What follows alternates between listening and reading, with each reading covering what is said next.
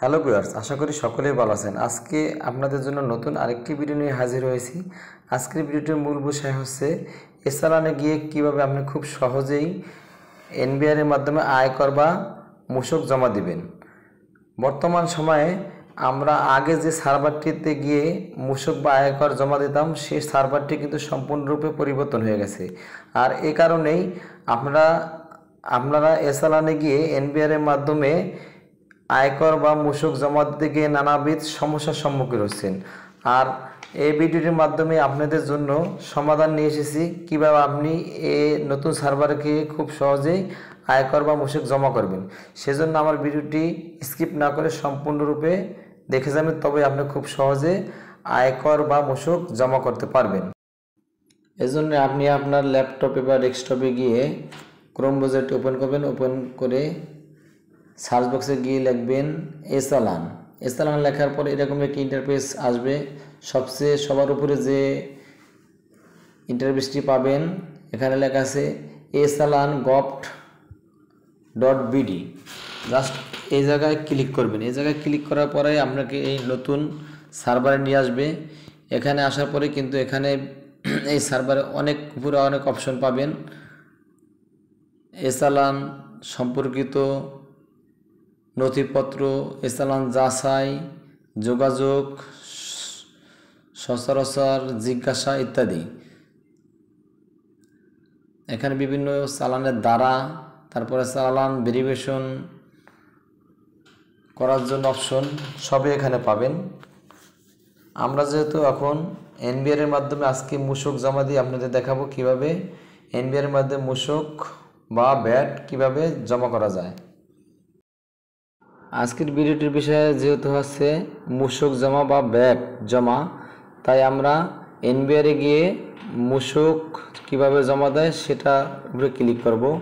এখান থেকে কিন্তু পাসপোর্ট ফিও জমা দেওয়া যায়। আজকে আমাদের মূসক জমা, তাই আমি মূসকের জন্য এনবিআরে ক্লিক করলাম। এনবিআরে ক্লিক করার পরে এরকম একটি ইন্টারফেস ওপেন হবে। এখানে দেখেন নিচে কিছু অপশন আছে। আমরা যেহেতু মূসক জমা করবো তাই মূসকের উপরে ক্লিক করলাম। মূসকের উপরে ক্লিক করার পরে দেখেন এখানে আছে ভ্যাট প্রদানকারী বা প্রতিষ্ঠানের বিআইএন নাম্বার। যদি আপনার বিআইএন নাম্বার থাকে তাই এখানে দিয়ে দিবেন, না থাকলে কোনো প্রয়োজন নেই, এটা ম্যান্ডেটরি না। তারপরে ডান পাশে গিয়ে দেখেন জমার ধরন নির্বাচন করুন। এখানে জমার ধরন বলতে আপনি যে পণ্য বা সেবার উপরে মূসক প্রদান করবেন, সেখানে প্রথম আছে দেখেন দেশের পণ্য সেবার উপর মূসক। আমরা এটা সিলেক্ট করব। দেশের পণ্য সেবার উপর পণ্য মূসক বলতে এখানে ক্ষুদ্র ব্যবসায়ী বিভিন্ন স্টোর বা স্টেশনারি পণ্য ক্রয় করলে যে ভ্যাট কর্তন করতে হয় সেটা। এই অপশনটিতে বিভিন্ন এনজিওর মাধ্যমেও তারা তাদের ভ্যাট প্রদান করে থাকে। তারপরে অপশন এখানে আছে দেখেন নিচে আপনি যে টাকার ভ্যাট মূসক প্রদান করবেন সেই অঙ্কটা লিখে দিবেন। আমি একটা অ্যামাউন্ট এখানে লিখে দিচ্ছি। তারপর এখানে লেখার পরে ডান পাশে বা বাম পাশে কার্সনটা রাখলে কিন্তু নিচে মোটের ঘরে টাকা আসবে। টাকা আসার পরে কিন্তু এখানে পরের ধাপ একটা অপশন আছে, সেখানে পরের ধাপে ক্লিক করলে আপনাকে আরেকটি ইন্টারফেসে নিয়ে আসবে। আমি পরের ধাপে ক্লিক করলাম, দেখেন এখানে আরেকটি ইন্টারফেসে চলে আসছে। এই পেজটিতে আসার পরে কিন্তু উপরে দেখেন ইরো দেখায়। এই ইরো দেখে কোনো বিচলিত হওয়ার কিছু নেই, এখানে কাজ করা যাবে। ওটা এমনি সফটওয়্যার সমস্যার কারণে দেখা যায়। তারপরে দেখেন উপরে দেখেন আছে ভ্যাট কমিশনারেট নির্বাচন করুন। ভ্যাট কমিশনার নির্বাচন বলতে এখানে আপনি যে কমিশনারের আন্ডারে, বিভাগীয় কমিশনারের আন্ডারে সেটা সিলেক্ট করবেন। আপনি কোন বিভাগের আন্ডারে সেটা আপনি নিজে জেনে নেবেন। আমি যেহেতু খুলনা বিভাগের অঞ্চলে আওতায় আমি খুলনা সিলেক্ট করলাম। খুলনা শুল্ক আগারি ও ভ্যাট কমিশনারেট খুলনা। এই খুলনার আন্ডারে কিন্তু আবার অনেকগুলো আছে। তারপরে দেখেন নিচের আরেকটা অপশন আছে, নিচের ধাপে গিয়ে এখানে প্রতিষ্ঠানের কোড, প্রতিষ্ঠানের নামে টাইপ করুন। এখানে গিয়ে দেখেন আপনি যে জেলার অন্তর্গত ভ্যাট ট্যাক্স দিচ্ছেন সেই জেলাটা সিলেক্ট করে দিবেন।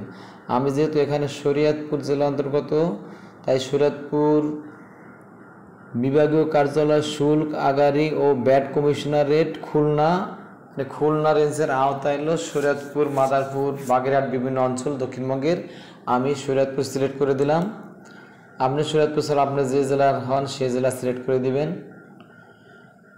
শরীয়তপুর সিলেক্ট করার পরে দেখেন নিচে দেশের পণ্য সেবার উপর মূসক bat on document process service এখানে, তারপরে এখানে 2 নম্বর আছে কোন কোন খাতে বা করে অর্থ জমা দেওয়া হচ্ছে। এখানে আসার পরে দেখেন এখানে দেশের পণ্য সেবার উপর দেওয়া হচ্ছে, আগে আমরা সিলেক্ট করেছি, টাকা আমাদের অটোমেটিক চলে আসছে। এবার 3 নম্বরে গিয়ে দেখতে হবে যে ব্যক্তি বা প্রতিষ্ঠানের পক্ষ হতে অর্থ জমা দেওয়া হচ্ছে। যে ব্যক্তি বা প্রতিষ্ঠানের অর্থ জমা দেওয়া হচ্ছে তা দেখেন নিচে 3টি অপশন আছে, একটি হলো টিএনআই নম্বর, একটা বিএন নম্বর, একটা অন্যান্য। মূলত যারা ব্যাট ট্যাক্স দেয় তাদের কিন্তু বিএন টিএন 2টা নম্বরই থাকে, আর না থাকলে আপনি অন্যান্যতে গিয়ে আমরা ট্রেড লাইসেন্স বা অন্য যে কোনো ডকুমেন্ট থাকে তা দিয়ে আপনি পূরণ করতে পারবেন। আমরা যেহেতু আমার বিএন নাম্বার আছে, আমি বিএন নাম্বার এখানে বসিয়ে দেব। বিএন নাম্বার বসানোর পরে দেখেন ডান পাশে চেক বিএএন এখানে ক্লিক করবেন। ক্লিক করার পরে কিন্তু আমার বিএন নাম্বারটি সংশ্লিষ্ট বিএন নাম্বারটি চেক সম্পূর্ণ হয়েছে ওই লেখাটি আসবে ডান পাশে।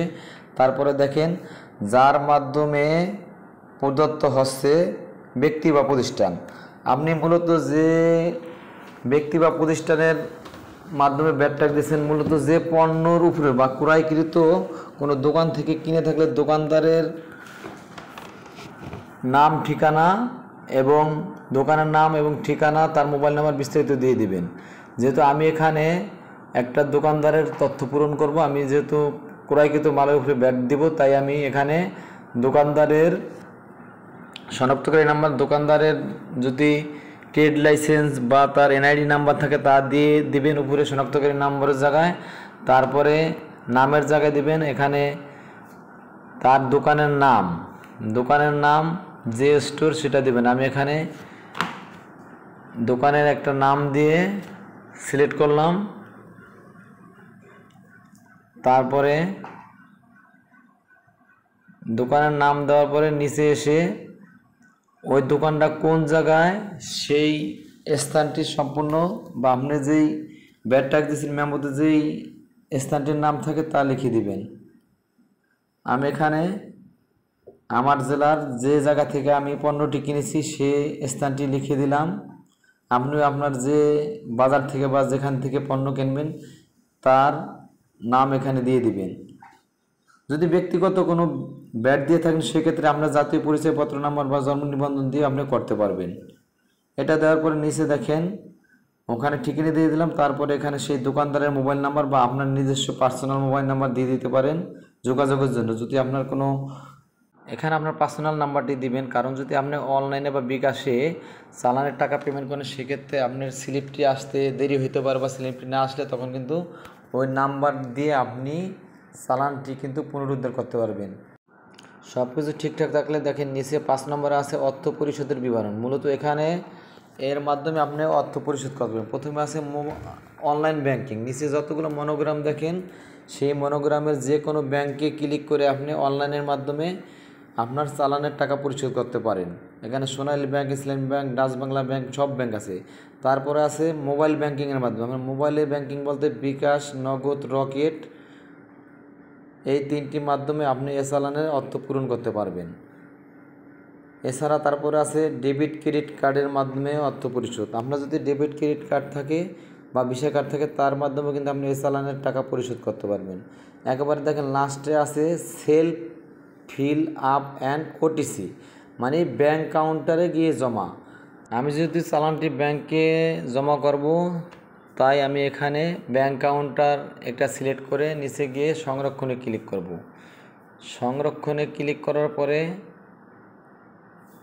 আপনার সামনে এরকম একটি পপ আপ আসবে, এখানে লেখা আছে আপনি কি তথ্য সংরক্ষিত করতে চান। এখানে অবশ্যই আমি তথ্যটি সংগ্রহ করতে চাই, কারণ আমি এই তথ্যটি সংরক্ষণ করে ডাউনলোড করে কিন্তু মূলত আমি ব্যাংকে জমা করব। আপনারা এখানে অবশ্যই ক্লিক করে দিবেন। আমি ক্লিক করে দেওয়ার পরে এখানে ক্লিক করে দিলাম। তারপরে একটু অপেক্ষা করতে হবে। একটু অপেক্ষা করার পরে কিন্তু আমার দেখেন আমার চালানটি কিন্তু রিলোড হচ্ছে। মূলত ডাউনলোড হচ্ছে।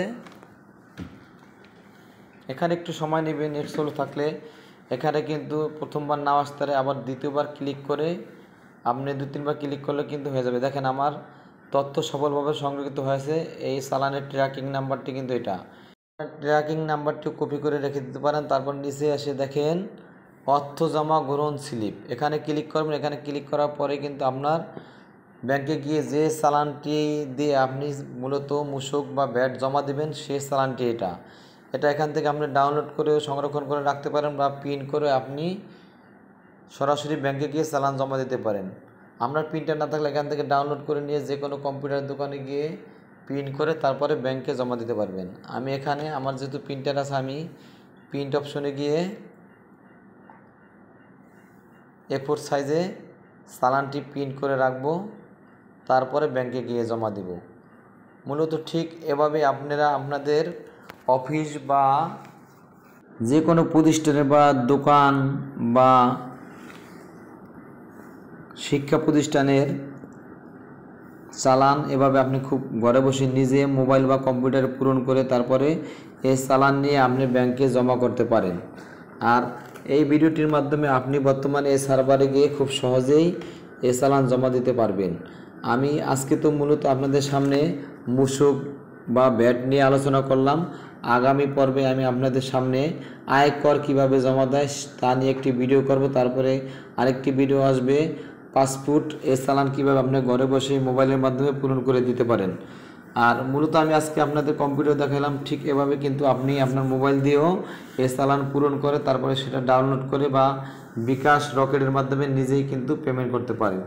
ধন্যবাদ, সবাই ভালো থাকবেন। আমার এই ভিডিওটি দেখে যদি আপনার একটু উপকারে আসে বা আমার ভিডিওটি যদি ভালো লাগে অবশ্যই আমার চ্যানেলটিতে একটা সাবস্ক্রাইব করবেন। আর পরবর্তীতে এ ধরনের ভিডিও নিয়ে আমি খুব শীঘ্রই আপনাদের সামনে হাজির হব। ধন্যবাদ, সে পর্যন্ত সবাই ভালো থাকবেন। Good bye.